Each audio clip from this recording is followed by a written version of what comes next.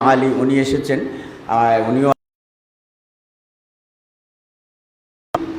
তাহলে আমার নবী কারো মাধ্যমে দামি হয় নাই, ওনার বাবার মাধ্যমেও দামি হয় নাই, দাদা খাজা আব্দুল মুতাল্লিবের কারণেও দামি হয় নাই। সবার দাম বেড়েছে, সবার নাম খুতবায় নেওয়া হচ্ছে, সবার তস্করা মর্যাদা বেশি। বড় করে বলুন না সুবহানাল্লাহ। আরে কোরআন নয়, আমরা যেটাকে বাইতুল্লাহ বলি, কানায়ে কাবা, যেটার দিকে কুল কায়নাত ঝুঁকে আছে, বাইতুল আতিক, যেটাকে হজ করার জন্য 7 লক্ষ 8 লক্ষ 10 লক্ষ টাকা খরচ করে হজে যান, এই কানায়ে কাবাও দামি হয়েছে আমার নবীর কদমের উসিলায়। এবং রসুলের বাইতুল্লাহ ছিল কি, কিবলা ছিল বাইতুল মুকাদ্দাস। মুকাদ্দাসের দিকে কিবলা বানিয়ে নামাজ পড়েছেন, কিন্তু একদিন জোহর অথবা আসর 4 রাকাত বিশিষ্ট নামাজের সময় আমার নবী মসজিদে নববী থেকে বেশি সময় লাগে না, 15-20 মিনিট লাগে মসজিদে কিবলা, তাই 2 কিবলার মসজিদ বলে এটাকে, মসজিদে নামাজ পড়াচ্ছিলেন। 2 রাকাত নামাজ শেষ, নামাজের কাতারে সিজদায় এসে নবীর সাথে দেখা করেছে। বড় করে বলুন না সুবহানাল্লাহ। আমার কথা এখানেই শেষ বাবা। রাসূল আরবি নামাজে ইমামতি করছেন আমার নবী, সাহাবায়ে কোনো সাধারণ মানুষ নয়, যারা 100% জান্নাতের খুশখবরি পেয়েছেন, এমন সাহাবারা নবীর পিছনে নামাজে, আমার নবী ইমামুল আম্বিয়া ইমামতির জায়নামাজে জিবরাইল আমিন এসে নবীর সাথে মুলাকাত। বড় করে বলুন না সুবহানাল্লাহ, আল্লাহু আকবার।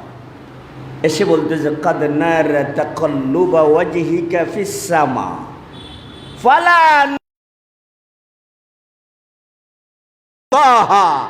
আয় হাবিব, আল্লাহ আমাকে আপনার কাছে পাঠিয়েছেন, আপনি বারবার আসমানের দিকে চেহারা তুলে তাকান, যে আল্লাহ আপনার তাকানিটাও দেখেছেন, আপনার মনের চাহিদাও আল্লাহ বুঝতে পেরেছেন, বিদায় আমাকে পাঠিয়েছেন আপনার মনে নতুন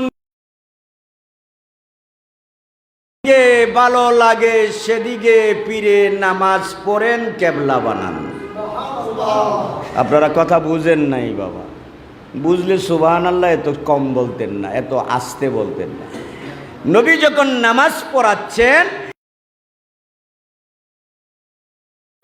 হাবিব গো আপনার মনে তো নতুন কিবলা খুঁজতেছে, আপনি যেহেতু ইমামুল মুরসালিন, ইমামুল আম্বিয়া, আপনি সবার কিবলার দিকে নামাজ পড়লে আপনার আর বিশেষত্ব কি? আপনি যেহেতু নতুন কিবলা বানাইতে চাচ্ছেন, আল্লাহ আপনাকে পারমিশন দিয়েছেন, আপনি আজ থেকে যেই ঘর যেই জায়গাটাকে নির্বাচন করবেন, কিয়ামত পর্যন্ত এইটাই উম্মতের জন্য কিবলা হবে। বড় করে বলুন না সুবহানাল্লাহ। খুব খেয়াল করেন, আল্লাহ আমার নবীর কাছে মেসেজ পাঠিয়েছেন, আয় হাবিব আপনার মনে যেদিকে চাই, যেটাকে চাই ওটাকে আপনি কিবলা বানাতে পারেন। সুবহানাল্লাহ বলবেন না বাবা? কথা খেয়াল করেন, খাই ভাত কানাত বসলেন, 40 রকমের আইটেম আসলো, আমি ঘরের মালিক, আমি আপনাকে বললাম যে বাবা আপনি বোয়াল মাছ নেন, অথবা দেশি কুড়া নেন, অথবা এই যে করেন এই কোরাল মাছ নেন, অথবা আপনি কাচ্ছি নেন, অথবা আপনি বিরিয়ানি নেন, তখন আপনার আর খাওয়ার স্বাধীনতা তার থাকলো না, আপনাকে বল প্রয়োগ করে আমি আপনাকে খাওয়ানোর জন্য উৎসাহিত করলাম বা বাধ্য করলাম। ঠিক আল্লাহ বলতেছে ফালা নুওয়াল্লিয়ান্নাকা কিবলাতান তারদাহা, হাবিব আমি বলবো না ওই ঘরটাকে আপনি কিবলা বানান, ওই ঘরটাকে কিবলা বানান, ওই পাহাড়টাকে কিবলা বানান, ওই গাছটাকে কিবলা বানান। ফালা নুওয়াল্লিয়ান্নাকা কিবলাতান তারদাহা, আপনার মনে যেটাকে ভালো লাগে এটাকে বানান। বড় করে বলুন সুবহানাল্লাহ। আপনার মনে যেটাকে ভালো লাগে এটাকেই ক্যাবলা বানান। আল্লাহু আকবার কাবীরা। আমার নবী নামাজের মধ্যে খুব খেয়াল করেন, প্র্যাকটিক্যাল খেয়াল করেন। আমার নবী পশ্চিম দিকে ফিরে নামাজ পড়ছেন। উদাহরণ, আমার নবী পশ্চিম দিকে ফিরে নামাজ পড়তেছেন, জিবরাইল এসে বলল আপনার মনে যে এটাকে ভালো লাগে এটাকে ক্যাবলা বানাতে পারেন।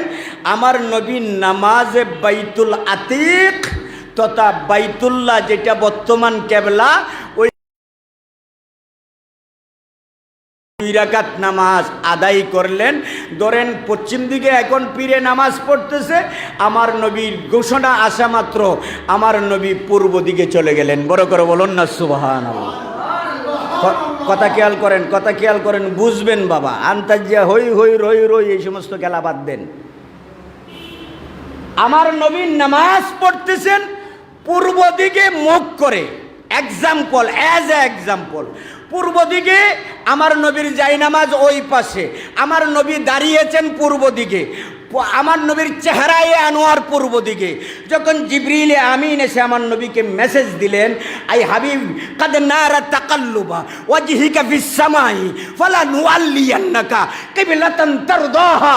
হাবিব আপনার মনে যেদিকে তাকায়, যেদিকে চায়, যেটাকে পছন্দ করেন, যেটাকে লাইক করেন, ওই দিকে মুখ ফিরিয়ে নেন, এটাকেই আল্লাহ কেবলা বানাবে।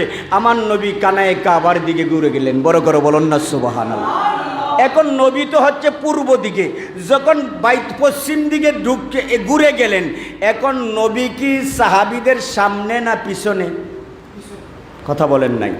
আমরা সবাই নবীর দিকে, নবী এখন চলে আসছে এই দিকে, আমরা ওই দিকে। এখন সাহাবায়ে কেরামের কাছ থেকে আল্লাহ ইমানের পরীক্ষা নিচ্ছে। আল্লাহু আকবার বলেন, আরো বড় করে বলেন না আল্লাহু আকবার। আরে বাবা, আপনি আমি কোন ধরনের, আমার ইমানের হাইসিয়ত কি?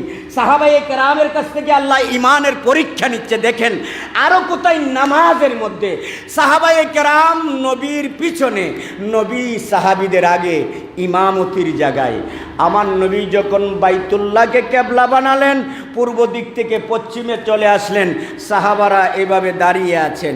সাহাবারা এখন চিন্তা করতেছে যে আমরা, নবী তো আমাদের পিছনে চলে গিয়েছে, কেবলা তো পূর্ব দিকে, নবী চলে গেল পশ্চিম দিকে, এখন আমরা কি পূর্ব দিকে থাকবো না পশ্চিম দিকে থাকবো? সাহাবায়ে কেরাম বলতেছে, রাখ তোর পূর্বর দিক, রাখ তোর কেবলা, নবী যেদিকে আমরাও সেদিকে। নবী ঘুরে গিয়েছে পশ্চিমে, সাহাবারাও ঘুরে গিয়েছে পশ্চিমে, নবীকে কেবলা বানিয়েছে, বাইতুল্লাহকে নবী কেবলা বানিয়েছে, নবীর পিছনে সবাই চেহারা আনোয়ার ঘুরিয়ে ফেলেছে। বড় করে বলুন না সুবহানাল্লাহ। সম্ভবত ভুল করেছে, পশ্চিম দিকে চলে গেছে। নবী সম্ভবত এই এখন নামাজ নতুন কোনো আয়াত নাজিল হয়েছে কিনা, আল্লাহর পক্ষ থেকে কোনো বিধান নাজিল হয়েছে কিনা, আমরা আধা ঘন্টা দেরি করব কিনা, আরও কিছুক্ষণ ওয়েট করব কিনা। সাহাবীরা এমন বলে নাই, সাহাবীরা বলতেছেন নবী যেই দিকে ঘুরবে আমরাও সেই দিকে ঘুরব। নবীর অনুসরণের নামেই হচ্ছে ইবাদত। বড় করে বলুন না সুবহানাল্লাহ।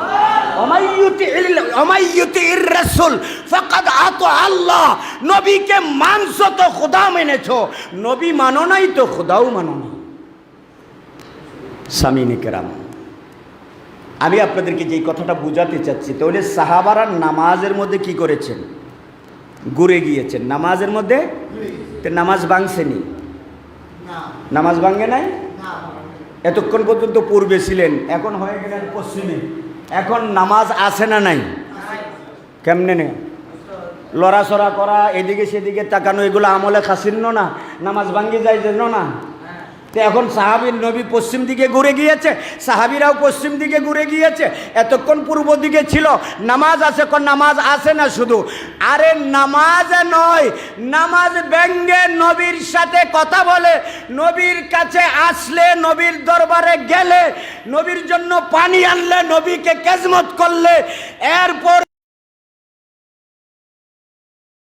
সওয়াব পাবে। সুবহানাল্লাহ বলেন না? কারণ নবীর কাছে যতক্ষণ থাকে এতক্ষণ ইবাদত থাকে। বড় আওয়াজ দিয়ে বলুন না সুবহানাল্লাহ। তাহলে আল্লাহ বলতো যে এই সাহাবায়ে কেরাম আজকে তোমাদের আজকে পরীক্ষা করলাম কি তোমাদের ঈমান, তোমরা কি কোরআনের অপেক্ষায় থাকো না নবীর অপেক্ষায় থাকো? দেখলাম তোমরা কোরআনের অপেক্ষায় নাই, নবীর অপেক্ষায় ছিলা, বিদায় নবীও ঘুরে গিয়েছো, তোমরাও ঘুরে গিয়েছো, আজকে পরীক্ষায় পাস করেছো, যাও তোমরা যেহেতু আমার নবীর দেওয়ান আমি তোমাদেরকে জান্নাতের সামিনে কেরাম। তাহলে কানায় কাবা, কাবা হয়েছে কারো সিলাই? কথা বলে না, কথা বলে না, কথা বলে না, নবীর সিলাই। কানায় কাবা দামি হয়েছে, মর্যাদামণ্ডিত হয়েছে, কিবলা হয়েছে, সিজদাগাহ হয়েছে, কিয়ামত পর্যন্ত গোটা কায়নাতের কিবলায় পরিণত হয়েছে, নিজের যোগ্যতাই নয় আমার নবীর সিলাই। বড় করে বলুন না সুবহানাল্লাহ। বিদায় আমার নবীর শান ও আজমত কি বর্ণনা করব বাবা আমরা? আমাদের কাছে কি ইলমি আছে, কি জ্ঞান আছে, কি নলেজ আছে, কি জানি আমরা? তবে মূল কথা হচ্ছে আমার নবীর শান ও আজমত, আমার নবীর এই মুস্তফিয়তের, আমার নবীর রেসালতের যেই মর্যাদা, আমার নবীর শান ও মা আজমতকে যারা কিয়ামত পর্যন্ত এই জমিনের মধ্যে প্রচার প্রসার বর্ণনা আলোচনা করতে থাকবে, আল্লাহ আমার নবীর উসিলায় ওদেরকেও জমিনের মধ্যে অমর করে দেবে। বড় করে বলুন না সুবহানাল্লাহ। আমি আপনাদেরকে একটা উদাহরণ দিই। আল্লামা গাজী দ্বীন ও মিল্লাত, ইমাম আহলে সুন্নাত আল্লামা গাজী শেরে বাংলা আলাইহির রাহমা ওয়ার রিদওয়ান চলে গিয়েছেন। হুজুর গৌসুল আজম মাইজভান্ডারী চলে গিয়েছেন, হুজুর শাহজালাল ইয়ামনি চলে গিয়েছেন, হুজুর খাজা গরিব নওয়াজ চলে গিয়েছেন, হুজুর গৌসে আজম চলে গিয়েছেন, হুজুর গাজ্জালিয়ে জামান চলে গিয়েছেন। এভাবে দুনিয়াতে যত মনীষীগুলা ছিল, যাদেরকে আমরা অনুকরণ করি, ওরাও চলে গিয়েছে, আপনার পদ্দাদাও চলে গিয়েছে।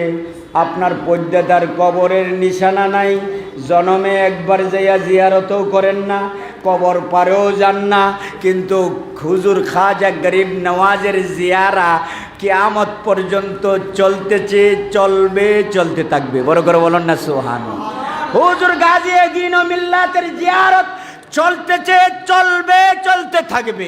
হুজুর আল্লামা আজিজুল হক আল কাদেরী আস-সাঈদীর জিয়ারত চলতেছে, চলতে থাকবে, কারণ ওদের জিন্দেগি কুরবানি দিয়েছে মুস্তাফার শান ও আজমতকে এই জমিনে বাড়ানোর জন্য। আল্লাহ ওনাদের জিন্দেগির বাড়িয়ে দিয়েছে। বড় করে বলুন না সুবহানাল্লাহ। বিদায় আল্লাহ বলতেছে, আই হাবিব, আপনি রসুল আরবি সাল্লাল্লাহু আলাইহি ওয়াসাল্লামকে আমি রসুল মুখতার বানিয়েছি, বানিয়ে এই পৃথিবীর জমিনে পাঠিয়েছি। বড় করে বলুন না সুবহানাল্লাহ। আমার নবী রসুলে মুখতার। আমরা ক্ষমতাহীন, ক্ষমতার লেজ নবীর উম্মত নই, আমরা ক্ষমতাধর নবীর উম্মত। বড় করে বলুন না সুবহানাল্লাহ। আর একটু আওয়াজ দিয়ে বলুন না সুবহানাল্লাহ। আমার নবী ক্ষমতাধর। আমার নবীর শান ও আজমত দেখেন। জবলে আবু কুবাইসের পাদদেশে দাঁড়িয়ে যখন আমার নবী আঙ্গুলটা এভাবে ইশারা করলেন চাঁদের দিকে, তখন আসমানও থেকে চাঁদ বুঝতে পেরেছে রাসূলে মুখতারের ইশারা দিয়েছে আমাকে দুই টুকরা হতে হবে। আমার নবী দুই টুকরা হওয়ার জন্য বলে নাই, মন জিব্বাও লাড়ান নাই, উষ্টু মুবারকও লাড়ান নাই, শুধু এভাবে শাহাদত আঙ্গুলটা ইশারা করেছে। চাঁদ নবীর ইশারা বুঝতে পেরে আল কামারু সিক্কাতাইন আসমানের মধ্যে টাস করে দুই টুকরা হয়ে দুই দিকে চলে গিয়েছে। বড় আওয়াজ দিয়ে বলুন না সুবহানাল্লাহ। কেন? চানো আমার নবীর শান ও আজমত, আমার নবীর স্বাধীনতা এখতিয়ার, আমার নবীর নবুয়তের পাওয়ার সম্পর্কে চাঁদেরও জ্ঞান আছে। বড় করে বলুন না সুবহানাল্লাহ। সূর্য, ডুবন্ত সূর্য, হযরত আসমা বিনত উমাইস বর্ণনা দিচ্ছেন, ফারাআইতুহা গারাবাত সুম্মা তালাআত বাদা আন গারাবাত। আমরা দেখেছি পঞ্চম হিজরিতে খন্দকের যুদ্ধ যখন শেষ হয়ে গেল, একটা দিন পৃথিবীতে দুইবার সূর্য উদয় হয়েছে, দুইবার অস্তম্ভিত হয়েছে। সুবহানাল্লাহ বলবেন না? কোন দিন? খাইবরের যুদ্ধ যেদিন। বাবা কথা বলবেন না, মুরব্বী প্লিজ আরেকটু সামনে আসেন। ন্যাচারালি আমাদের নেচার চরিত্র পরিবর্তন করতে হবে। হাজারো মাহফিলে কাজে আসবেন, আমি যদি আমার নিজেকে শোধন না করতে পারি। আরে বাবা, দুব্বা গাছ শোধন করলে যদি রোগ মুক্তির মেডিসিন হয়, আপনাকে শোধন করলে আপনি আল্লাহর অলি হবেন। বড় করে বলুন না সুবহানাল্লাহ। এই অলি বানানোর জন্যই তো বড় হুজুর কিবলা এই খানকা বানিয়ে গিয়েছেন। কোটি কোটি টাকার সম্পদ বিলিয়ে দিয়ে গিয়েছেন। জিন্দিগিতে মানুষটার ভালো একটা পাঞ্জাবি পরে নাই, ভালো একটা লঙ্গি পরে নাই, কোনোদিন কোনো প্রাইভেট কারে ওঠে নাই। সারাটা জিন্দিগি নিজের স্বাভাবিক মানুষের মতো কাটিয়ে দিয়ে জাতিকে এই দৌলত, জাতিকে সংশোধন, জাতিকে আল্লাহ আল্লাহ রাসূলের এই আপনজন বানানোর জন্য, আল্লাহ পর্যন্ত পৌঁছানোর জন্য যত রাস্তা শিখিয়ে দিয়ে গেছে। নারায়ে তাকবীর, নারায়ে তাকবীর, নারায়ে রিসালাত। হুজুর কিবলাই আলমের আগমন, আলহামদুলিল্লাহ। বর্তমান সজ্জাদ রসুল হুজুর কিবলাই আলম আমাদের মধ্যে তশরিফ এনেছেন। কেন? মাওলা আলীর দুই চোখ থেকে অজান্তেই এক ফুটা পানি মোস্তফার চেহারায় আনোয়ারে পড়ে গেল। আমার নবী চোখ খুলে বলতে যে, আলী তোমার চোখে পানি কেন? চেহারার মধ্যে আমি আপনার খেজমতে ছিলাম, নড়াচড়া করলে আপনার আরামে বিনষ্ট হবে, বিঘ্নতা ঘটবে। লড়াচড়া করি নাই, সূর্য ডুবে গিয়েছে, মাগরিব পড়তে পারি নাই। আমার নবী